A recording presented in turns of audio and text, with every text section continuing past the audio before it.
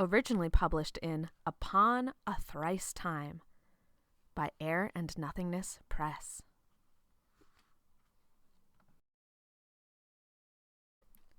Spatial Anomaly Nixie at Planet Leat-181, The Mill Pond, by Cameron E. Quinn.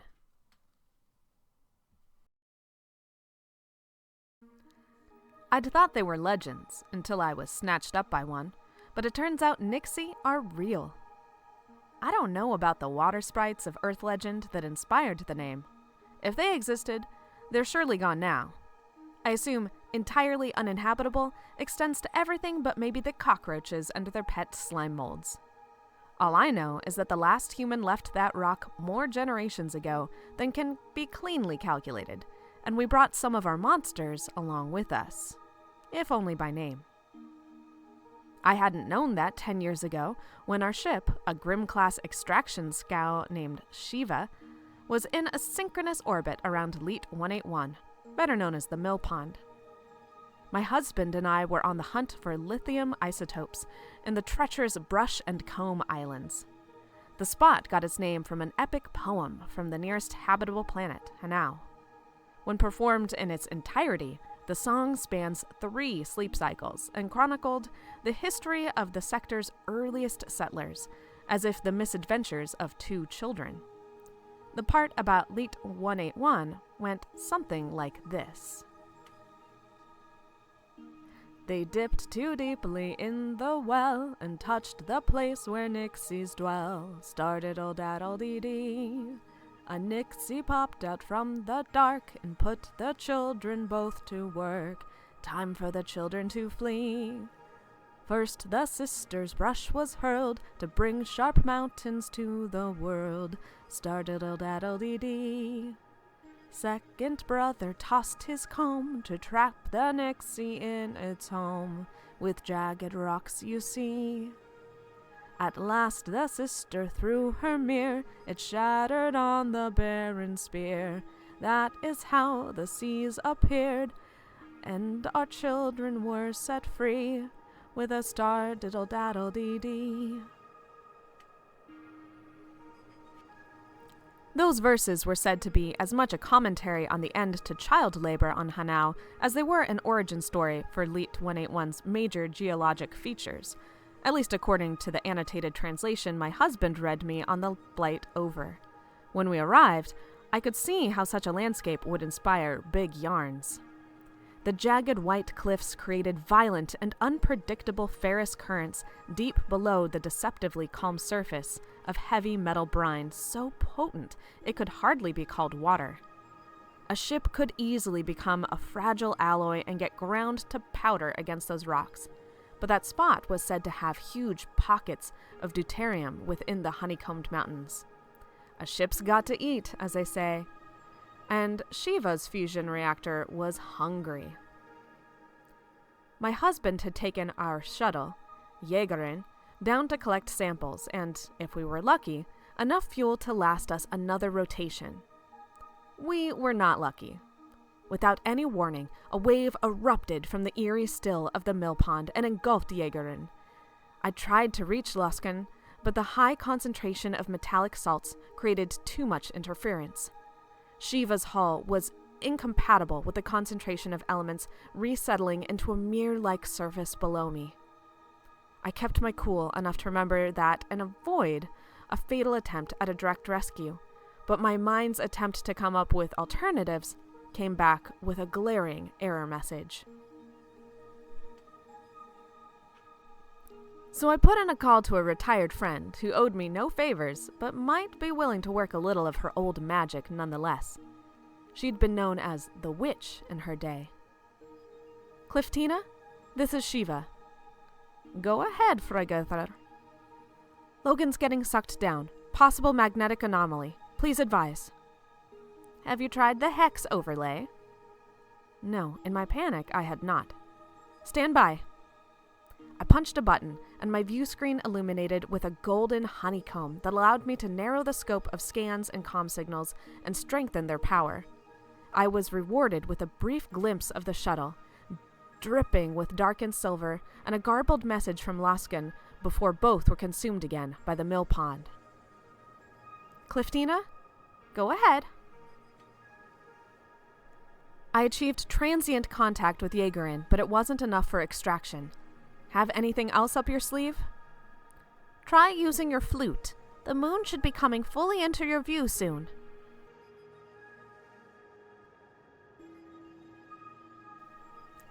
Sure enough, Leat-181's moon was rising over the planet's horizon and coming at me fast. A previous mining endeavor had installed a series of Nothingness energy conductors on its surface before abandoning their operation, probably because of the kind of crisis I was facing now. The flute was a long, golden cylinder that, through processes I'd barely skimmed through in the manual and couldn't begin to explain, could capture and amplify such energy sources and convert them into powerful sound waves. I hoped Jaegerin still had her shields at full strength. The blast of my moon-powered flute knocked waves of steam and liquid rubidium sulfide away, like blowing on soup. For a moment, I could see the entire shuttle, and a more discernible sliver of my husband's transmission cleared the surface. At least, it seemed to have more audio clarity. But the content... Cliftina, I took a shaky breath as my husband's craft disappeared once more. The flute got visual confirmation of the shuttle's location, but it sounded like he said something about Nixies. Freiguther, please confirm. Did you say Nixie? It wasn't clean, but I picked up Loskin talking about his father making a deal, and then the Nixies got me for good. He also said, I love you, like it could be the last time, but I didn't share that part with Cliftina. There was a crackle and a pause, like Cliftina was hesitant to say something. Then, there have been an increasing number of Nixie reports in this sector. Oh, come on, Cliftina. Don't give me that right now. Every ship that goes missing gets blamed on a Nixie.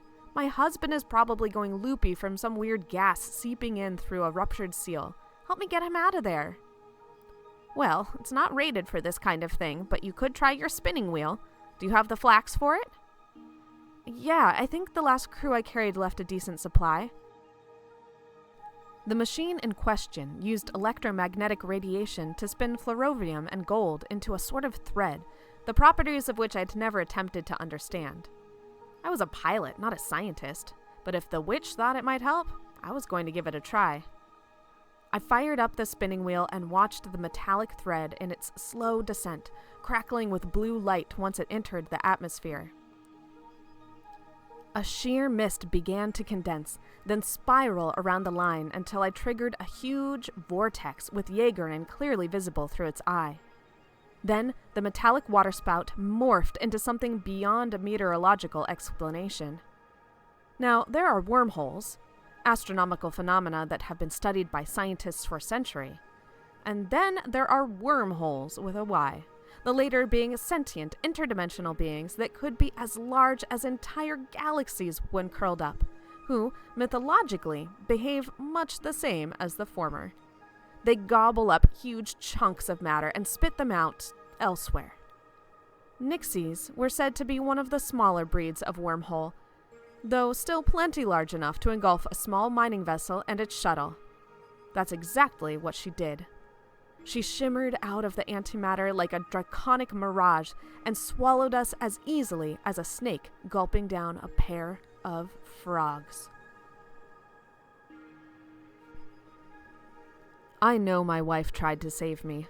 I saw the golden light of the honeycombing illuminate the strange atmosphere of Leat-181 in rippling sheets like some kind of aurora. I'd felt the blast of the scow's flute, intensely powered by the moon's full grid. The metallic sludge of an ocean I'd been sinking into had shuddered away in silvery sheets, and for a moment I could see Shiva again, her silhouette seeming to crawl across the moon's shining surface like a curious fly, and my heart ached at the thought of my wife at the helm. It was my fault I was stuck here, mine and my father's, for striking a deal before I was even born that obligated me to fulfill his contract with this work. The impact of the flute triggered strange music that reverberated through the hull of my ship. It was an extragalactic tune, haunting, seeming to echo long past when I had resubmerged until it was permanently embedded in my mind. It felt like a victory chorus as I watched the golden lifeline dropping towards me in the middle of the storm my wife had cooked up. She must have called the witch. No one else would have thought to try such a stunt. Neither of them would have suspected the spatial disturbance would call up a Nixie. To say the Nixie swallowed us is just scratching the surface. That wormhole digested us. It consumed Freugather and I and the ships we piloted, and probably the whole moon too, broke us down into the smallest possible components and shot us across the galaxy. At least, the Nixie spit my shuttle and I out somewhere far enough away I'd never even heard of it. I don't know what happened to my wife. I'm a shepherd now, a pilot who guides fleets of smaller, defenseless ships on long-distance journeys. Sometimes they're merchant caravans of guild artisans making the round of interplanetary markets. More often, ships bound for resettlement or short-term labor. I've seen more places and heard more voices than I ever would have imagined, herding starships safely past the dangers of open space. And yet that tune from Shiva's golden flute lingers in my memory. I find myself whistling it whenever I think of Freugather, which is still pretty often, even after all these years. I'd traded the excavation scow for a ship better suited for long-distance travel shortly after the Nixie spit me out in some sector of the galaxy I'd never heard of. I renamed the new ship Shiva 2. Screw the bad luck. I wanted to keep some part of my old life. I may have picked the ship for personal reasons, but it's hard to keep looking when there's no rhyme or reason to the search pattern. There wasn't a hex projector large enough to cover the whole universe with golden light. I didn't even know if Loskin was still in this plane of existence. Wormholes come and go from apparent nothingness. Who knows where the Nixie could have deposited my husband? So I had no good reason to say no when a flock of migrant transport vessels took one look at Shiva, too, and asked if I'd join them as a shepherd. Usually I work alone, but one voyage included a rendezvous with another flock bound for the same sector.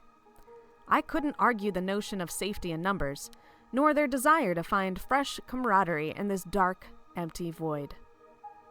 When our paths intersected, it was the co-pilot to the other shepherd vessel who answered my hail. We made the usual exchanges of data and pleasantries, but something felt funny about it, like when the fusion core's power converter has a loose panel that starts to buzz. Then it occurred to me that someone must be whistling in the background. At the same moment, I realized I recognized the tune. It was something I'd heard before the Nixie carried me away. What's that song? No idea. Hey, Captain, does that tune you always whistle have a name? The man's response was distant, muffled by whatever panel he'd crawled under, and 10 long years, but I heard it. Nah, it's just the tune the moon flute played against my shuttle's hull the last time I saw my wife. Loskin? My voice crackled as if there were a solar flare. I felt the burn of it in my chest, too. I heard a thump, like a head smacking the underside of a console, a curse, and then, Freugather? We'd finally found each other, and no one needs to ask if we are happy.